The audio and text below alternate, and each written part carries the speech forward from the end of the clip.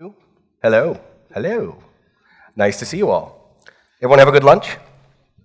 Okay, since we're all back from lunch, I'd like to encourage everyone to silence their various devices. Probably a good juncture to do that. So hi, I'm Brent Britton. I'm a local technology lawyer, and I probably know most of you. Absolutely delighted to be here.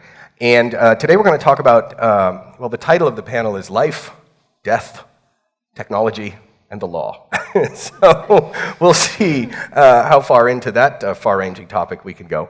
I'm going to let the panelists introduce themselves. Pat, you want to start? Thanks. I'm Pat Lawman, CEO of Morphogenesis. We're a cell and gene therapy company located here in Tampa. Okay. And Tracy. My name is Tracy Ingram. I'm CEO and founder of Bioscanner and also director of Health Camp Florida. So there was one other panelist who was to be here today. And by the way, I'd like to thank you, Tracy, for your last minute. I literally contacted you yesterday, I think. Yeah, okay, so thank you for the short notice. Dr. Chris Zachales was going to be on this panel as well. He runs a local company called Syndaver Labs, which makes simulated cadavers on which you can test medical devices and that sort of thing. Unfortunately, he texted me first thing this morning saying, can barely stand, down with the flu, sorry, can't make it. So. It happens. It's probably my fault. I probably gave it to him. All right, so we want to have a little fireside. There's no fire, but we want to have a little faux fireside chat today about some of the issues associated with technology and the future of medicine. And the first issue I'd like to raise is just if you guys could talk a little bit about the issues associated with funding.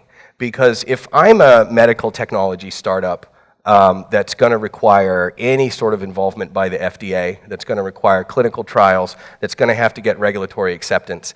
So look, the pitch of a startup company is, hey, investor, I've built a machine, and if you put $1 in it today, you can pull a $100 bill out of it in a few years. Mm-hmm. But with a med tech company, the few years might be a decade before we get through clinical trials. So can we talk about, does the regulatory environment need to change to deal with the funding realities and the business cycles?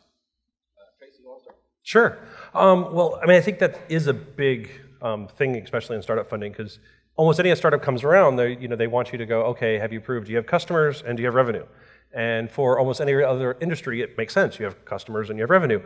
With medical, you don't, because you have to still go through trials. You still have to prove things work. You still have to go through these different agencies. One of the things that we actually did a little bit differently is to start getting customers and revenue, we actually partnered with some devices that are already FDA approved so that we could integrate with our partners and actually provide a solution that had FDA approval without having to go through that FDA approval ourselves.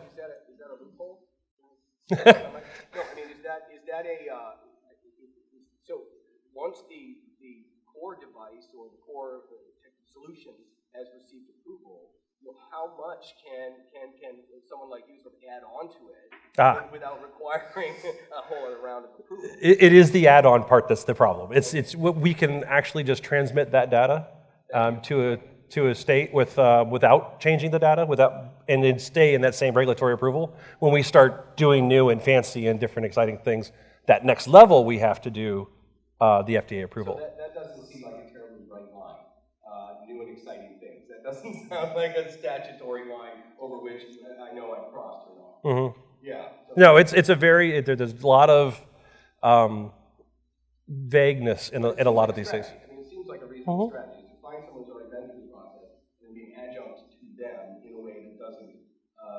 Undo the regulatory right.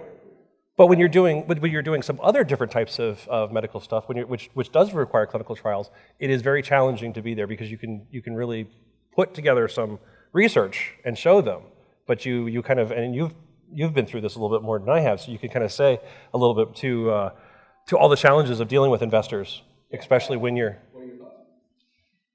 Okay, I think there's sort of a relationship between how much it costs and the regulatory environment, because it's because of the regulations that everything costs so much. Mm-hmm. So like I said, we could produce our product for pennies if we could just produce it, but because of all the regulatory things that have to go into it, the cost goes up exponentially. And this is a huge consideration for a startup company. It's like in carpentry, you measure twice and cut once. and things cost more than you ever think and take longer, well, just multiply that times 100 because things are not in your control. If you have tons of money, you can move things faster. If you have to do it just piecemeal, it's very difficult. So I would say to anybody who's thinking about starting a biotechnology company, talk to people that have done it and see if you really can invest that much time and energy in your life. Because it's not just the FDA. We deal with the USDA. We deal with the SEC. We deal with the IRS. We deal with the, the state of... It's the alphabet soup of government agencies. Well, Okay. I mean, yeah, something like you said, even just insurance. When we were in the Qualcomm Tricorder X Prize, the premium for us just to get insurance, to get covered, to compete in a competition was $25,000. Oh my God. Okay, and that was because we were a medical startup company, and this was literally before we actually did any trials or anything like that, just to submit the paperwork. That was without patients. That's Without before you patients, had a any patient. trials, we had $25,000 annual premium on our insurance just to be able to be in the competition. So it occurs to me, Ed, then, as a member of the laity, as I look at that, it strikes me that there must be a very big disincentive to start a med tech company or a biotech company, just simply because, who's going to are there people, I guess that's the question, are there investors who understand that the business cycle is 6, 8, 10 years in order to get approval and are willing to write checks to keep you, to keep food on the table while you're doing that? Pat, what do you think? There are investors. There are not very many investors in this area, in Florida, in the Southeast. Not a shock. There are investors in Massachusetts. There are investors in California, Texas.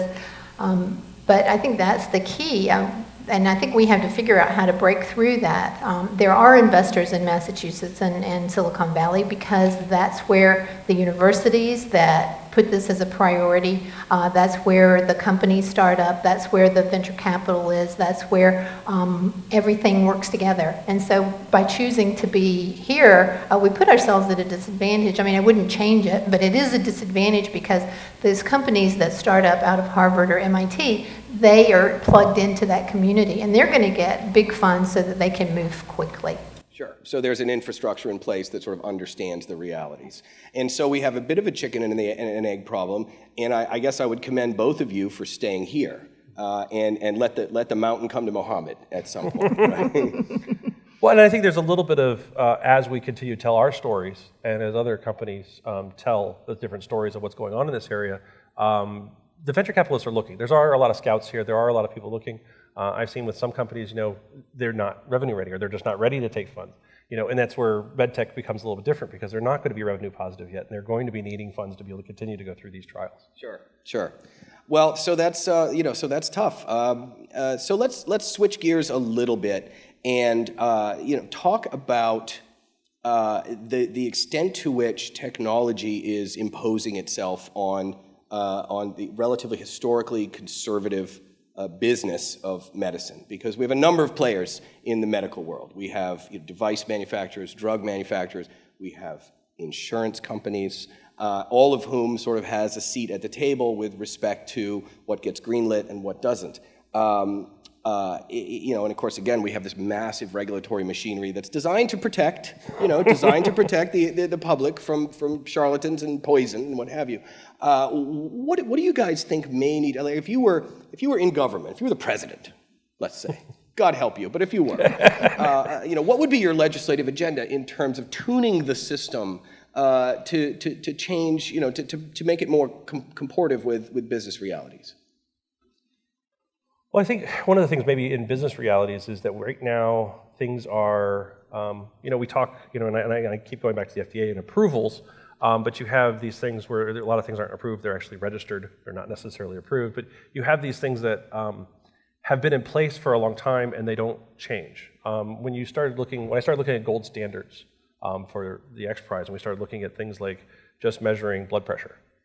Some of that went back to like and I may be wrong about this one, but I know one of my research was like 20 people in a human trial back in the 1930s that did a trial on blood pressure, and that's the gold standard that everybody follows. So we got 120 over 80, or whatever it is, back in the 30s. That seemed like the average, and so we just... And so everything is built upon that. So if I may, then that strikes me as a sort of, because there are things that we do as a society and as a government that work, and we keep doing them because they work, because we get the right result. And there are other things that we do because, well, that's just the way we do it. And it strikes me that we have a lot of that slush in the system. And so one of the fears becomes if anything gets approved, it may be that way forever. And so I think what we've established is we've established a system that once something gets approved and it's out there, it's just out there.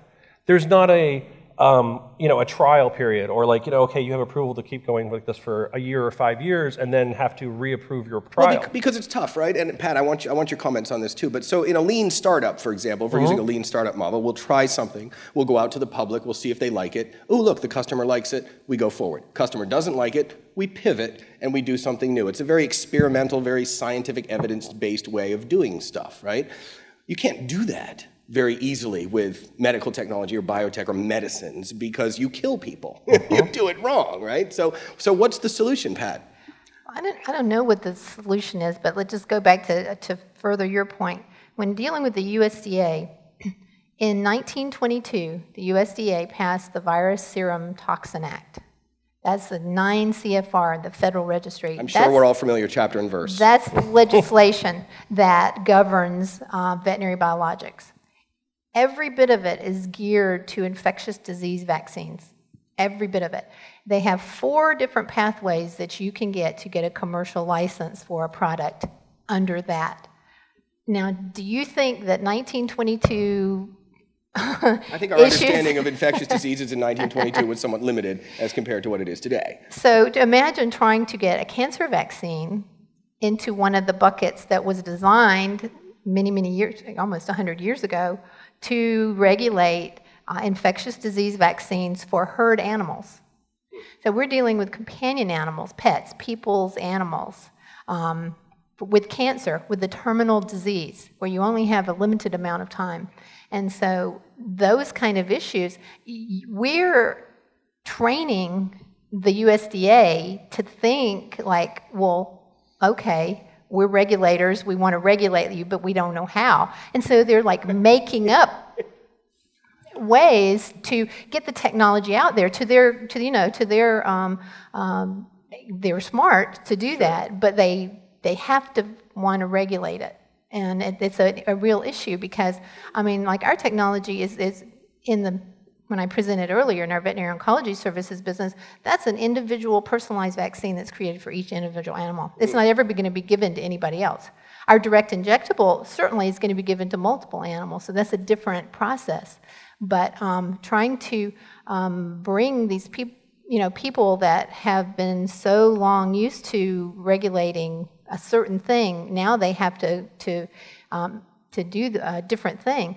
It would take an act of Congress to change that. Right, because they have a statutory mandate. They have a particular focus, a particular pipeline that they get to look at. Yes. If you're outside of that, they don't want to have anything to do with you. But at some point, now I understand along those lines, though, that occasionally the FDA and other agencies will reach out. And I think you mentioned, Tracy, that they will sort of, or hold a symposium, or perhaps you did, Pat, where they'll sort of invite you to tell them what you're up to. Right. Now, as a lawyer, if a client says, "Hey, the police invited me down to the station to have a chat about how I'm going to spend the weekend," my response as counsel is to say, "Yeah, no, don't do that. Don't give them any information that they can use against you." I think it's somewhat concerning, isn't it, when the FDA comes to you and says, "Hey, what are you working on so we can figure out how to regulate it?" Right. Well, and we actually experienced that. So in the Qualcomm Tricorder X Prize, which was a contest to build a device that could diagnose 15 diseases and do real-time vitals.